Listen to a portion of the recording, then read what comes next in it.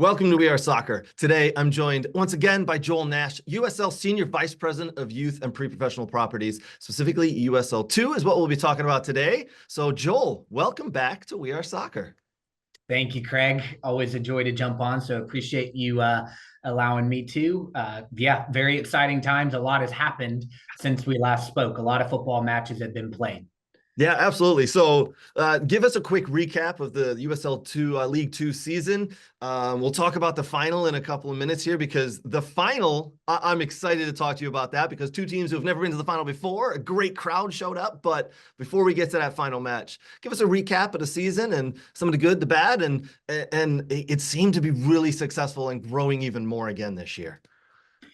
Yeah, wow. I mean, again, having been through a good number of seasons, one might kind of think things just keep plugging along, and they do. But I think in the most exciting way, where year in, year out, we keep growing both the standard of the league. We obviously had the most number of matches, most number of teams in the league, which by no means is our only objective, but in many ways, as I think we touched on last time and always like to talk about, we're bringing more soccer to more communities across the country. And the amount of professional players that we know played throughout the season, we've already seen a couple alumni that I know we might have a chance to touch on already move into some pretty exciting opportunities. And again, by no means is League Two the only place that these players have developed. We like to think of it almost like a final exam where they come in and they're pitting themselves against the best amateurs across the world. So this season was incredible. I think one thing that was really unique was seeing some new clubs, not just as we just touched on that made it all the way to the final, but even going throughout playoffs.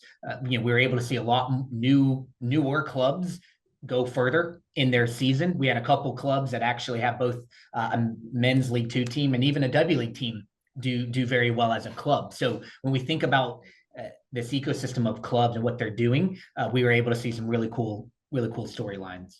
Yeah, it's absolutely incredible. The clubs that you have in the league and that they now are having USL W, the women's league. It's phenomenal. I love seeing clubs that have the men and the women and to see them grow at the same time. You've got 128 teams in USL League 2. Incredible.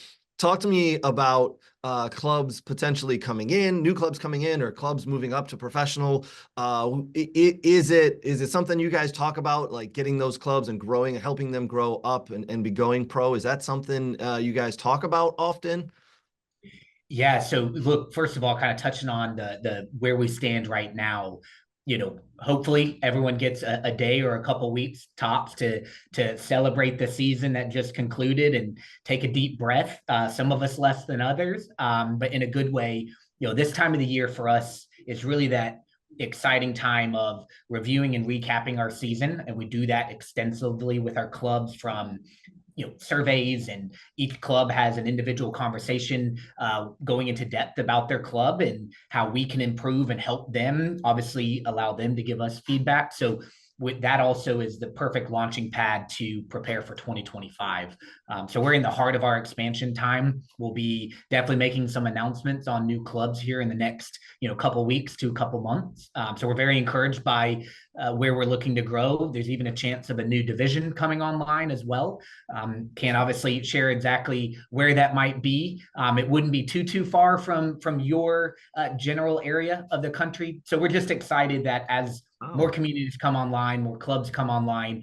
Obviously, our goal too is to create more rivalries and condensed footprint so that travel is even something we're able to support as a league. So that's kind of the here and now from a league level. I also think it's always a great topic on when we say path to pro.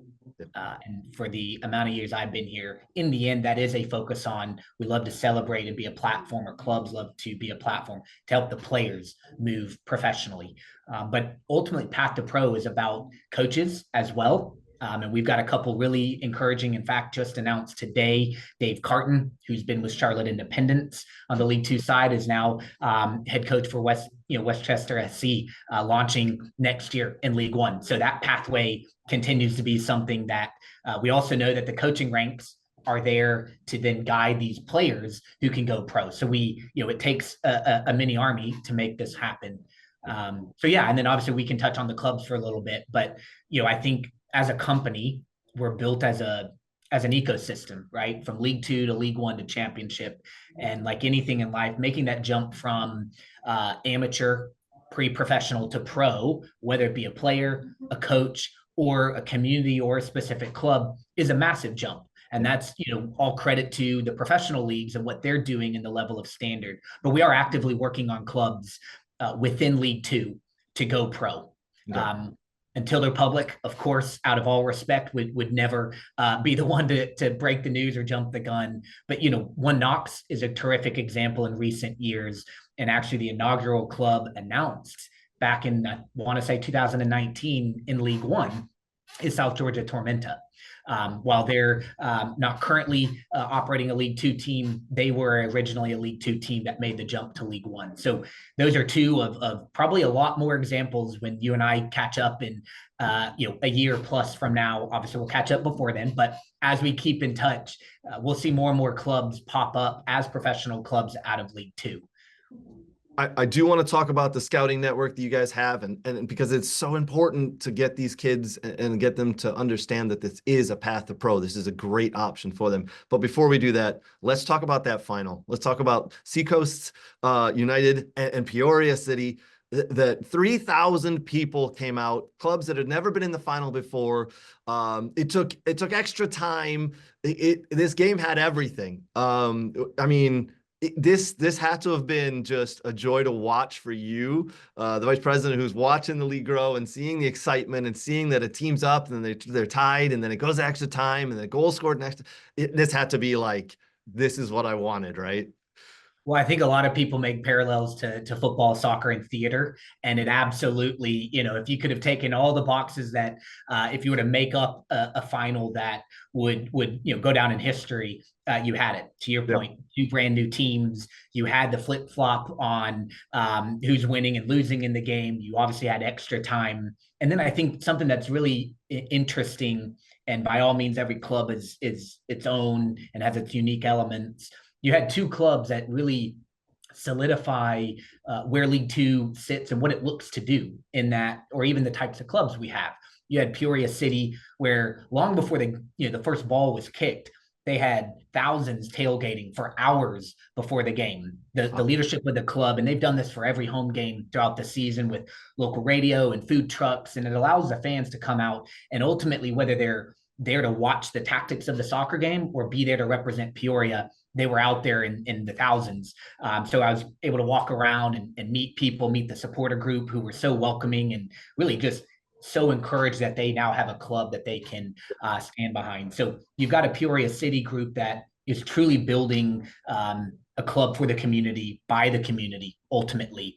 And obviously the fan attendance showed it not only in that game, but of course throughout playoffs. And then you've got Seacoast United, and by all means equally is there to develop talent. I think I was talking to their sporting staff before, or the training the day prior to the final, and I think they had almost 10 players on that team that they remember being 5, 6, 7, 8-year-olds in the club many years ago. So when we think about, the global game and the young talent moving through the ranks of these professional clubs globally, we're really beginning to see a lot of that same fruit. So it was a really unique dynamic to see two different style of clubs, but clearly two different teams that deserved to be there and yet had unique storylines that ultimately is part of the goal of League Two. That's incredible. That's absolutely incredible. I love the fact that the club has groomed players up from the youth all the way up to this, and then the next steps, right? Getting into the pro, and as we say, the path to the pro. So let me ask you this: how do you guys identify players? How do you help these clubs identify players? What kind of scouting networks are out there that you guys tap into? It really is. It's not easy. It's not easy. I have no doubt. And I want to make sure people understand that the job you guys are doing is just not as easy as it sounds. It makes it sound so easy, but it is absolutely not. Well, and thank you for those kind words. It's certainly not easy, but we're truly fueled and always excited by the opportunity every year. And I know that throughout the 128 clubs, they equally feel it. Right. And so for us, we had over 4,000 players compete this year in League Two alone. So to try and do our service to the clubs and most importantly to those players, not allowing any of them, quote unquote, to be, to fall through the cracks. And obviously that's part of the journey and part of the excitement of a player or anybody engaged on trying to go pro. So from a scouting, it really is trying to, I think the scouting through League Two epitomizes, and we might have touched on it last time, our biggest, asset, so to speak, as a country is our size, but at times our biggest challenge is our size. And so we really kind of look at it as a really triple threat in that we have an outside firm in Soccer Syndicate as a partner where they have a network of qualified scouts throughout the country who were out at multitudes of League Two matches, scouting players. And then we also have within our league key technical sporting leadership who within our clubs are providing the league office, similar to Soccer Syndicate, a chance to identify top talent. So we begin to already see overlaps which allow us to, like anything, begin to say, wow, this player is standing out. And then we have Jason Collister, who runs our men's pathway for the sporting side and really focuses on this talent within League Two. He, works with all of those parties, and then he and others of us at the league office, of course, are watching all of these games and watching the talent, and really just trying to utilize our size as an asset as well because of the eyeballs on it. Yep. And then ultimately, we moved on to Sports Engine Play, our new media live stream platform that, we have a multi-year partnership to have that platform be the home of League Two, equally the home of W League, which again, all the things we talked about is something that we're working and building through the W League. But SE Play will continue to be for fans, for scouts, for all of us that want to digest and get excited about League Two. That'll be the home of League Two, continuously moving forward. Nice.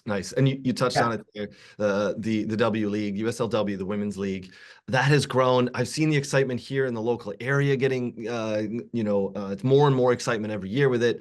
It's going to grow even more. And now USL, you've got the Super League that's popping up. I'm sure there's a little bit of symbiotic, some connectivity there. Can you talk about the W League and then the Super League a little bit and a little bit of the future going forward?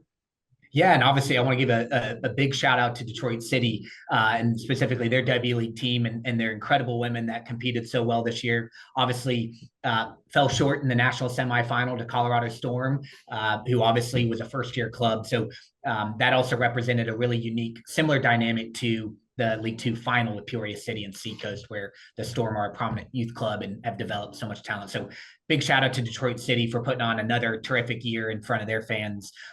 But really, the W League was built from its inception on the same premise of League Two, where we want to be a platform for incredibly talented amateur women's soccer players to launch their pro careers. It's now, if anything, beating over a drum that we all have, where we know the talent on the women's side in this country exist all throughout, from even elite youth levels to obviously collegiate levels. And then, of course, that was part of the impetus for USL to launch the Super League, a Division I women's professional soccer league. We're starting this year. 6 of the 8 clubs kicked off the league season last weekend. We have the 2 other clubs kicking off this weekend as well. And ultimately, and this is a great little stat that we love to tip everyone, tip our hat to everybody involved. 43 W League players, 43 W League alumni competed on the rosters of the 6, clubs that competed last weekend. So that connection between the W League and Super League already is proving its value, and of course it'll be something we have to focus on and continue to improve. But again, the talent coming into the W League clearly is already showcasing itself on the Super League side. I want to tip my hat to the W League because there's a certain player here in Metro Detroit.